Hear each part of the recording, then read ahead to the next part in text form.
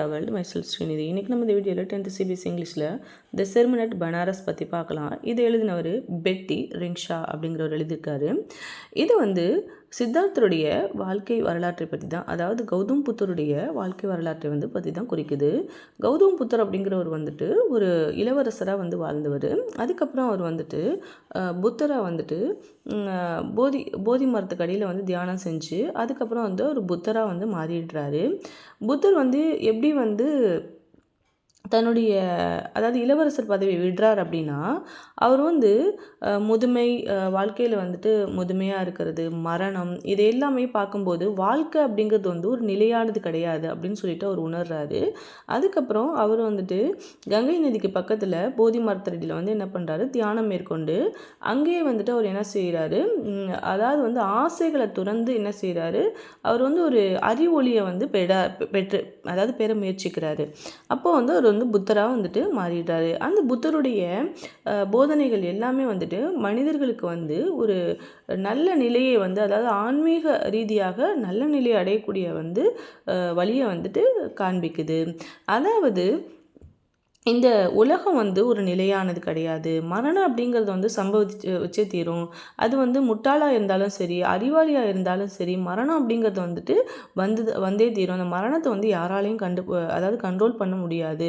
இதை மனிதன் ஏற்றுக்கிட்டு தான் ஆகணும் அப்படிங்கிற உண்மையை தான் உலகத்துக்கு புத்தர் சொல்கிறாரு.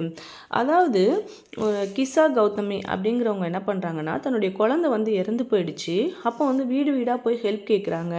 அப்போது எல்லாருமே அவங்க இந்த பொண்ணுக்கு பைத்தியம் பிடிச்சிருச்சு அப்படின்ற மாதிரி தான் சொல்கிறாங்க. அப்புறம் டாக்டர்கிட்ட கேட்கும்போது அவர் சொல்கிறாரு, எனக்கு உன்னோட பையனை குணப்படுத்துகிற அளவுக்கு, அதாவது டெத்துலேருந்து மீட்டெடுக்கிற அளவுக்கு மெடிசன்லாம் என்கிட்ட இல்லை.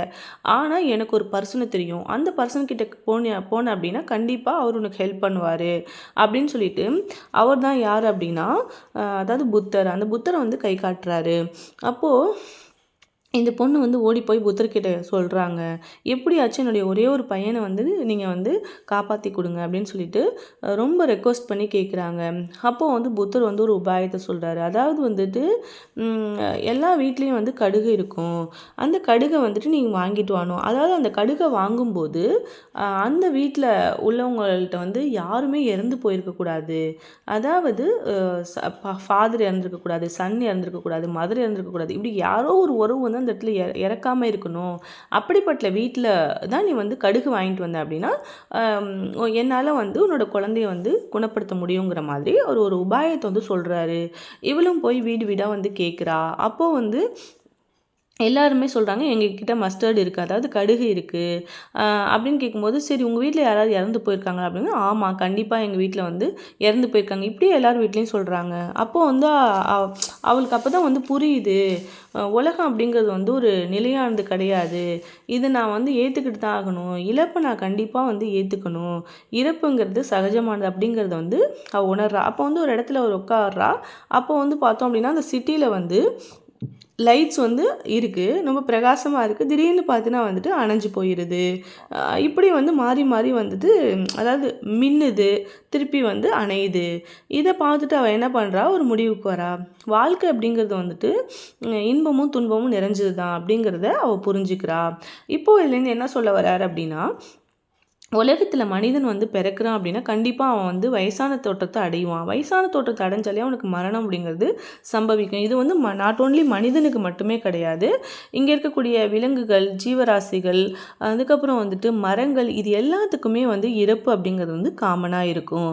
இதை மனிதன் ஏற்றுக்கிட்டு அமைதியான முறையில் வாழ ஆரம்பிக்கணும் அப்படிங்கிறது தான் புத்தர் வலியுறுத்துறாரு.